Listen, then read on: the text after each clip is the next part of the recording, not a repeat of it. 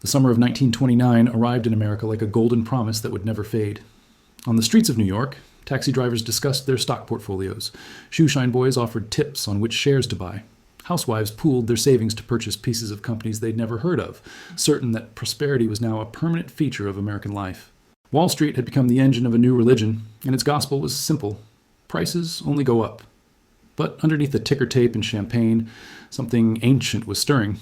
The same force that had toppled empires and ruined kings, the same human weakness that no amount of modern progress could erase.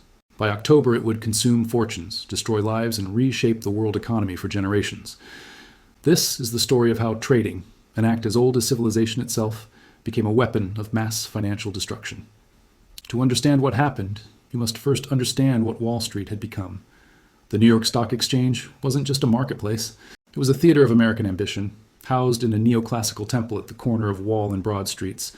Every morning, men in suits flooded through its doors, carrying orders from across the nation. The trading floor roared with voices, a cacophony of buying and selling that determined the fate of millions who never set foot in that room. Trading in 1929 operated on a system that seems almost reckless by any measure. Investors could purchase stocks on margin, which meant they only needed to put down 10% of the stock's value in cash. The remaining 90% was borrowed money. If you had $1,000, you could control $10,000 worth of stocks. When prices rose, your gains were magnified tenfold. But when prices fell, your losses multiplied with equal force. This leverage transformed trading from an investment practice into something closer to gambling. But in the late 1920s, it didn't feel like gambling. It felt like certainty. The Dow Jones Industrial Average had climbed from 191 points in 1928 to 381 points by September 1929. Fortunes were being minted in months, sometimes weeks. The market had become a machine that turned optimism into wealth, and America had optimism to spare. The decade itself seemed engineered for confidence. The Great War was behind them. The economy was booming. New technologies emerged constantly: radio, automobiles, electrical appliances that promised to revolutionize domestic life. President Calvin Coolidge had declared that the business of America was business, and Wall Street was the cathedral where the business was worshipped. Even the intellectual class joined the fervor. Yale economist Irving Fisher proclaimed that stock prices had reached a permanently high plateau. The old rules, the old cycles of boom and bust, were relics of a primitive age. Trading volume reflected this euphoria. On busy days, 5 million shares changed hands. The ticker tape machines that recorded each transaction couldn't keep up. They fell behind by hours, leaving traders to make decisions based on information that was already obsolete. But it didn't matter. In a rising market, every decision felt brilliant. Every trade felt like genius. The disconnect between price and reality widened with each passing month. But reality seemed less important than the collective belief that tomorrow would be better than today. Underneath the celebration, small cracks appeared. In March 1929, the market experienced a brief, sharp decline. Panic rippled through the trading rooms until a group of bankers, led by Charles Mitchell of National City Bank, poured money into the market to stabilize it. The crisis passed. Confidence returned. The lesson learned was dangerous. Important men would always step in to protect the market. Trading could continue without fear because powerful forces stood ready to catch any fall. Through the summer, production numbers began to soften. Steel output declined. Railroad car loadings dropped, construction slowed, automobile sales weakened. These were the vital signs of the real economy, but they seemed irrelevant to the trading floors. Stock prices continued their march upward, untethered from the businesses they supposedly represented. The gap between perception and reality had become a chasm, but almost no one wanted to look down. There were voices of warning, but they were drowned out by the chorus of optimism. Some market observers noted that stocks were trading at price-to-earnings ratios that defied historical norms. A few economists pointed out that the margin lending system had created a house of cards. Roger Babson, a financial statistician, predicted a crash was coming and was ridiculed as a prophet of doom. Even those who harbored private doubts stayed in the market, unwilling to miss out on the gains their neighbors were celebrating. Fear of being wrong had been replaced by fear of being left behind. September brought the top. On the third day of that month, the Dow Jones reached its peak of 381.17. At the time, almost no one recognized it as a peak. It seemed like a resting point before the next surge, but the market began to drift lower through September and into October. The decline was gradual at first, almost polite. Trading continued, though with less enthusiasm. Margin calls began to go out to investors whose portfolios had slipped below the required equity levels. Those investors sold stocks to raise cash, which pushed prices lower, which triggered more margin calls. October 24th, 1929. Black Thursday. The day began with an avalanche of selling that overwhelmed the trading floor. By mid-morning, panic had taken hold. Stocks were offered for sale with no buyers willing to take them. Prices collapsed so fast that the ticker tape fell 2.5 hours behind. Traders were making life-altering decisions based on information that was ancient by the standards of their profession. Outside the exchange, crowds gathered on Wall Street drawn by rumor and fear. Police were called in to maintain order. Inside the building, grown men wept. At noon, a group of the nation's most powerful bankers gathered in an office building across the street. They included Thomas Lamont of J.P. Morgan, Albert Wiggin of Chase National Bank, and Charles Mitchell, the same man who had saved the market in March. They pooled their resources and began to buy stocks, hoping to stabilize prices through sheer force of capital. For a brief moment, it worked. The market rallied. Prices recovered some of their losses. By the closing bell, the panic seemed to have been contained. That evening, newspapers praised the bankers as heroes.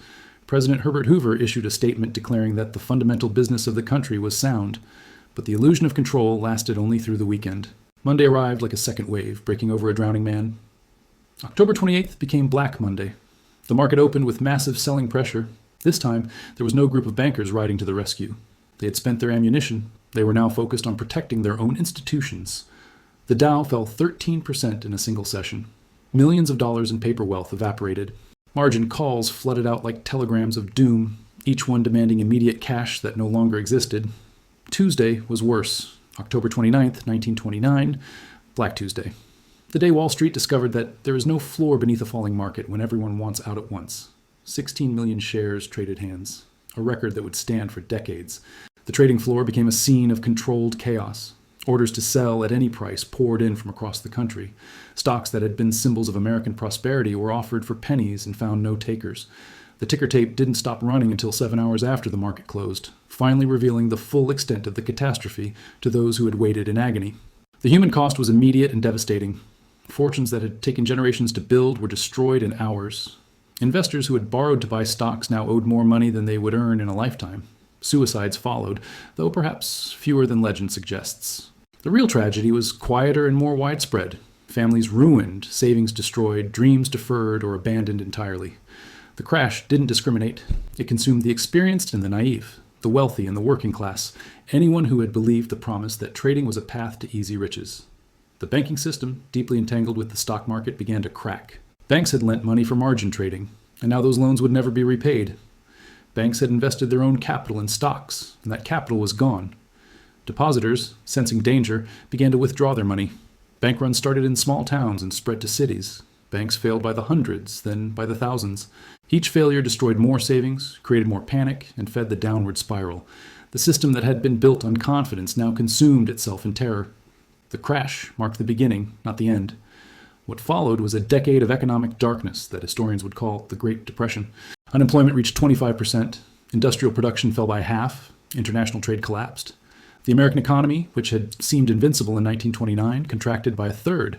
The Depression spread globally, destabilizing governments and creating the conditions for extremism and war. The trading mania on Wall Street had consequences that rippled far beyond the financial markets, shaping the world for decades to come. In the aftermath, investigations revealed the rot beneath the glamour. The Senate Banking Committee hearings exposed widespread fraud and manipulation. Market pools had artificially inflated stock prices. Insiders had dumped shares while promoting them to the public. Brokers had encouraged reckless margin trading because they profited from commissions. The titans of finance, who had been celebrated as geniuses, were revealed to be either complicit or incompetent. Public trust in the financial system shattered completely. The regulatory response reshaped American finance.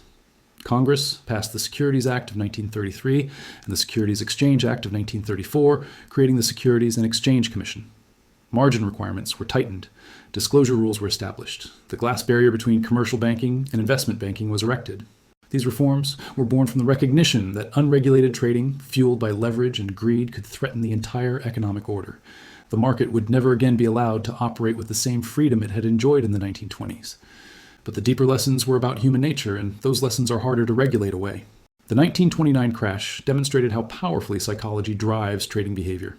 The euphoria of a rising market creates a feedback loop that feels rational in the moment. Each gain validates the decision to buy more. Each success story encourages others to join. Skepticism becomes socially costly. Caution seems cowardly. The crowd momentum builds until it becomes irresistible, even to those who understand that it must end badly. The crash also revealed how quickly confidence can transform into panic. The same mechanisms that drive prices up in a mania drive them down in a crash, only faster. In rising markets, greed fights against caution, and greed usually wins slowly. In falling markets, fear fights against hope, and fear wins immediately. The asymmetry is brutal. Fortunes built over years can vanish in days. Trading amplifies both the rise and the fall, turning gradual economic changes into financial earthquakes. What makes 1929 particularly haunting is how preventable it seems in hindsight. The warning signs were visible to those willing to see them. The leverage in the system was obvious. The disconnection between stock prices and business fundamentals was measurable. But knowing a market is overvalued and knowing when it will crash are entirely different things. Those who sold early watched others grow rich and felt like fools. Those who stayed in too long lost everything and became fools. The timing problem has no solution, which is why manias continue to occur despite centuries of history teaching the same lesson. The parallels to modern trading are impossible to ignore. Different technologies, different instruments, different regulations, but the same human drives, the belief that this time is different. The conviction that new paradigms have overwritten old rules. The comfort of the crowd moving in the same direction. The fear of missing out overwhelming the fear of losing. Every generation believes it has evolved beyond the mistakes of the past. And every generation discovers that psychology hasn't changed. Modern markets have circuit breakers designed to halt trading during extreme moves. Regulators monitor leverage more carefully. Information spreads instantly rather than through ticker tape hours late. But these are defenses against mechanics, not against human nature. Trading today involves the same fundamental tension between greed and fear.